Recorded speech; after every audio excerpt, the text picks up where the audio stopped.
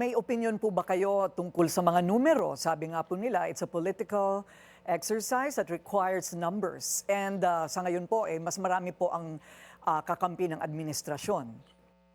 That's true po na it's a political game, but I think no, for in my personal opinion po, I think it's best to focus on the process, not on the politics. Lalo na po na we're also trying to redeem the image of the House of Representatives.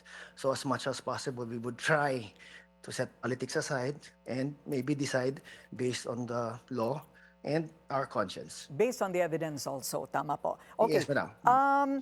last question po. Yung kakayanin po ba ng Kamara o ng Taong Bayan, yung pagtalakay po ng impeachment ng Pangulo, sasabay pa yung impeachment move against the Vice President?